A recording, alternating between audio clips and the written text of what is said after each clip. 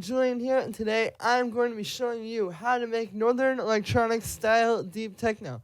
As usual, you can get the full project file and samples and MIDI and presets. All of that from this video is available at the top of the description, and if you're a patron on my Patreon, check there because it's already available. And yeah, let's dive in. So this is the loop you heard in the intro. We're at 127 BPM. The first sound we have here is the kick, which sounds like this.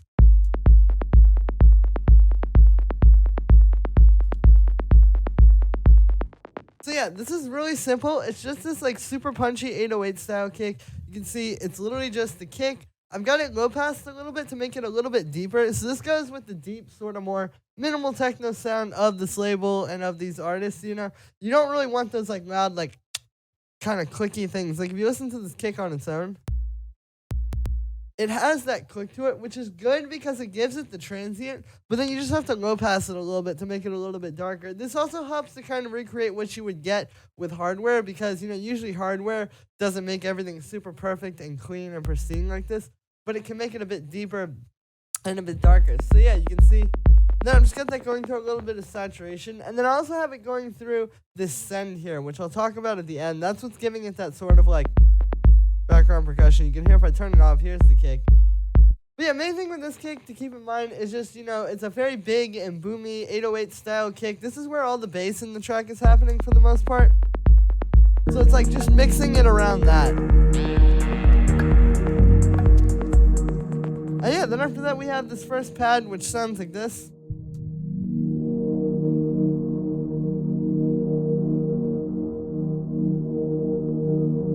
So here's the chord that this is playing. You can see it's just playing this one chord the whole way through. You know, this is typically how these types of tracks work. Like, you just have one chord that's very simple like this, you know, a minor chord with maybe some extra voices to make it a little bit more interesting. And then the synth sound is what's moving and evolving and changing over the course of the track.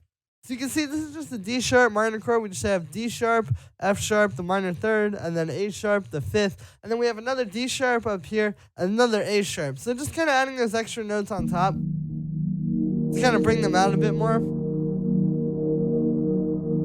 And yeah, and then for the sound on this one, it's made using Operator. You can see this is actually just a very simple FM pad. You can see we just have 4 sine waves here. And the only thing I've really done here is I've just detuned the second one a little bit to make it kind of more warbly like that.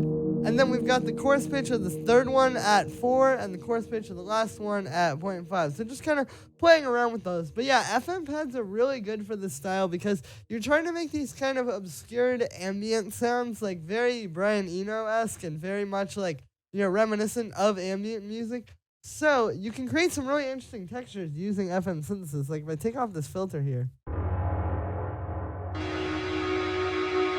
you can hear it creates this like cool sort of chord sound where it's almost like a saw wave, it's almost like a square wave, but it's got a little bit more to it, and it's a really good way to make interesting waveforms. Now you can see we've got that going through a low pass filter, which is obviously quite important with this one. And then I have an LFO on the low pass. So that's just moving it. That's how you get the movement in the sound.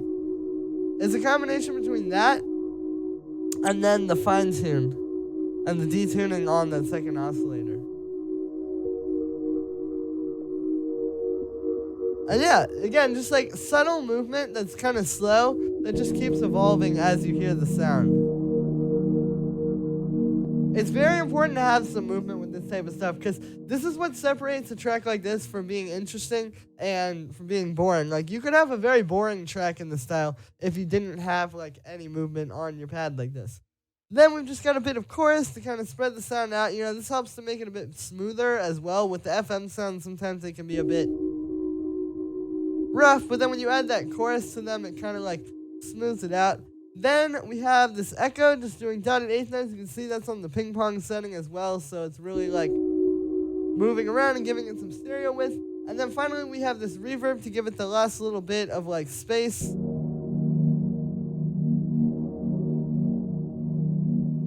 And yeah, that is it for the first pad. Next time we have here is the second pad, which sounds like this.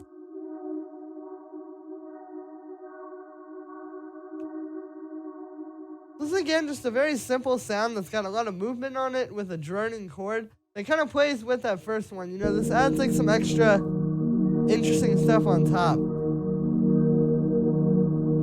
Because they almost come together to create this one pad, but then you just get like a very interesting layer with this one sort of warping around like this. So you can see we've got a square wave and a saw wave here at the same octave, detuned a little bit. And then those are going into a Formant filter. So a Formant filter is really good for making like an interesting sound like this, because what a Formant filter is essentially shifting through different formants. So if you don't know what a formant is, it's like A, E, I, O, U. It's all these vowel sounds. Think of formant as a synonym for a vowel sound. And what it's doing is it's shifting between all of those, like shaping the saw wave and the square wave into those sort of sounds. And this is just moving between those. So you get this really interesting movement. If I turn off this low pass here, you can hear that, and then you can see I have an LFO on the filter frequency, so that's what's making it kind of move and really, give it that like slow sort of wavy feel like that. We get the amp envelope set like this, and the last thing here inside the synth is just a bit of vibrato and a very small amount of unison. Then after that, we have this low pass filter, which you can see is set about here. We get the resonance up a little, and then I have this LFO on here just kind of like slowly moving it. So this is just giving some extra movement. I like having something like this where it's doing something different than the movement that's happening inside the synth, because the movement inside the synth is very slow, and this is a bit faster. So you get both of those playing off of each other, and it just adds a lot of depth to the sound. And yeah, then after that we have a bit of chorus to spread the sound out, a bit of reverb as well to give it the space. This is really good when you have moving sounds like this, because you get those like those like that, kind of like opening up and like hitting the reverb, if that makes any sense. And then the last thing we have on here is a high pass filter. And also for the chord on this one, it's really simple. It's just D sharp, and then we just literally have D sharp and F sharp. Like it's a D sharp minor chord with just the root note and the minor third. I didn't want to fill it up too much and take away space from the other pad. Yeah, then after that we have this little bass shot, which sounds like this.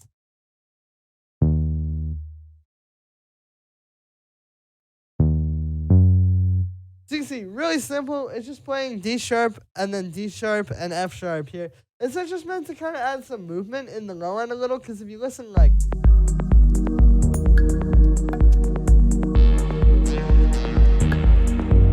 having that come in on the upbeat there after like the first bar, it just adds something nice. Like if you don't have this, it feels very drony. And it gets a little flat. Then all of a sudden you add this. And just having that kind of spaces it nicely.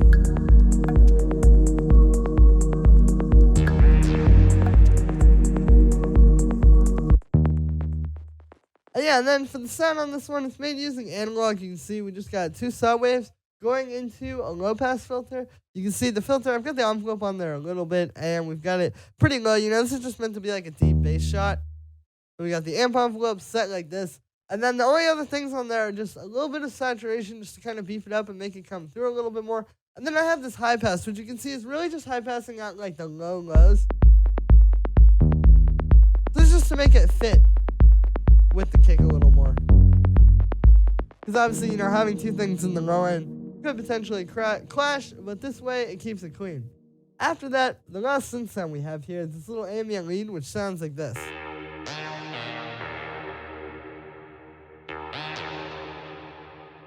So here are the notes for this one. You can see it just kind of plays like every 2 bars like this, just or every 3 bars, I guess, in this case. But it comes in very sparsely, it's not super like in your face every second.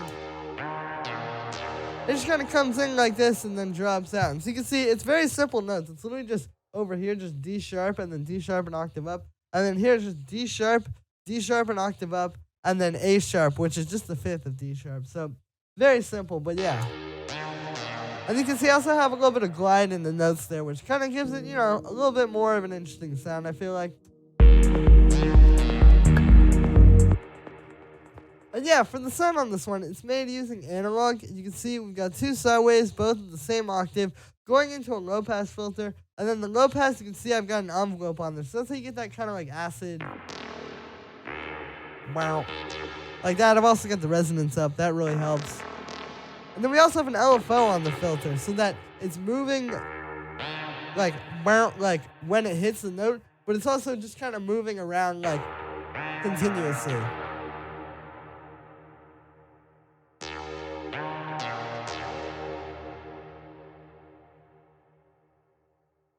And yeah, then we get the amp envelope set like that. There's the LFO. You can see it's a bit slower. We've got a bit of vibrato on the sound. And then the last thing here inside the synth is the glide. You can see I've got the voices set to mono, meaning it's monophonic, which essentially just means it can only play one note at a time. Like if I try to play a chord, that's me holding down a G minor chord. It'll only play one note at a time. And then you get this cool glide. So that's how we do the like those sort of sliding notes like that. Then we just have a bit of echo, which you can see is on dotted eighth notes, as well as a bit of reverb. So just kind of putting these two together to make this really spacey and really just washed out like this. And yeah, and then the last thing we have on there is just a bit of drum bus to make it fatter, and this also brings out the reverb and echo quite a bit. And then we have a high pass filter cutting out the low end, and that is it for the ambient lead. After that, we have the hi-hats, which sound like this.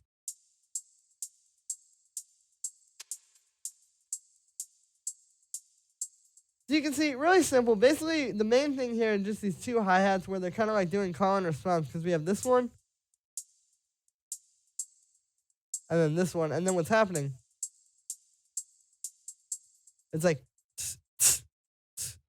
it's like, it sounds like it's kind of one hi-hat, but it's just a little bit more depth to it this way. And then, yeah, you can see I've got those both high pass quite a bit. You know, these kind of need to be small in this mix. Like, keep in mind, this kick alone is meant to be the biggest thing in the mix. And this is a pretty small sound. So in order to make it work, you have to really think about, like, how everything fits, like, relative to each other. So very small hi-hats work in this case.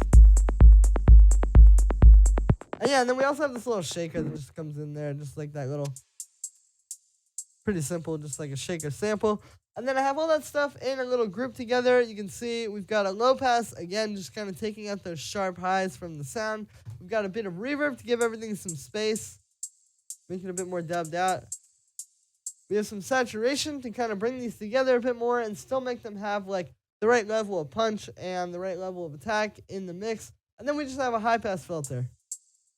And you can see I also have this going into that send. You can see a very little bit.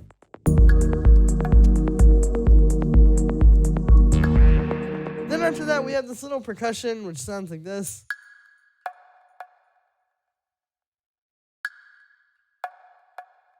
So you can see just like little percussion samples in the drum rack.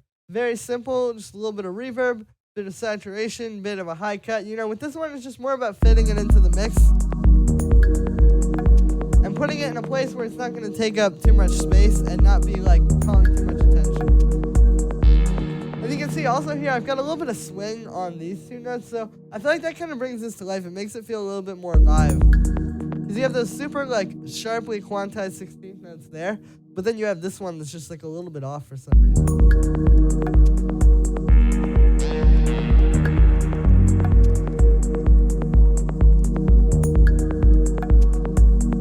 Yeah, and then that's also going through that little send at the end. And then the last sound that we have here is just this vinyl noise, which sounds like this. So really simple, just some nice background noise. Like that. And then I've got it going through a bandpass with a very little bit of an LFO on it. So again, just giving every sound as much movement as possible. This is really how you're going to keep your tracks interesting in this style and keep them from like being flat.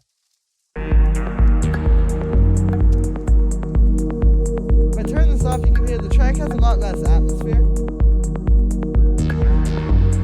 Then we turn it on and it feels like, you know, it's like in a place now. And I'll also show you this little send here. So I've been talking about this a lot in the videos lately, but I think these sends, I might even just do a little like 2-minute inspiration video about this. But essentially, using these sends is a really great way to make your percussion come to life and sound a lot more interesting and just a lot more like exciting without having to add so many extra layers. You know, this basically creates its own little percussion loop. as you can hear, without having to go and actually add another layer. So it makes your track more simple, and it's all about like optimizing the elements that you have rather than, you know, doing so much to try and fit them around adding another percussion loop in there. You know, this allows you to just use what you already have and create something really nice that will fit really cohesively into your track. So the trick here is really just delay. You can see I just have this echo here. It's 100% wet, and it's on dotted eighth notes. So that's creating a 16th note rhythm. And that's pretty much the percussion loop. And then I just have a few things to accentuate that. So the first thing is this grain delay. Here's without this.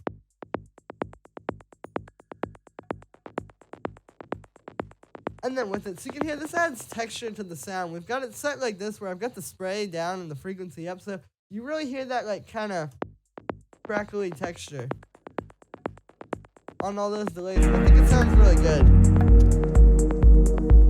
It's definitely very minimal house and techno. And that's also on dotted eighth notes, just like the echo. Then we just have a bit of saturation that just kind of fattens it up and brings it out a little bit more in the mix. And then I have a high pass filter. And then I also have the sidechain to the kick, because a lot of times with this, you can get this like click, like.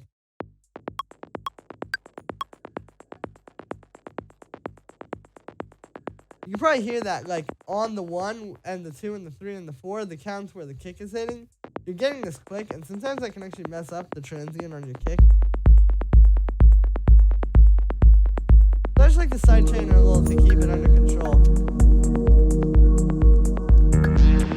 This also makes it fit into the track a little bit more. And yes, that is it for the delay send, and that is also going to be it for this video, guys. So I hope you enjoyed. As always, make sure to like this video as well as subscribe, and let me know what you think of this video in the comments. Like I said in the beginning, you can get the full project file and samples and MIDI and presets, all of that from this video in the description. And if you're a patron on my Patreon, check there because it's already available. And yeah, thank you so much, guys, and I will see you tomorrow with another video.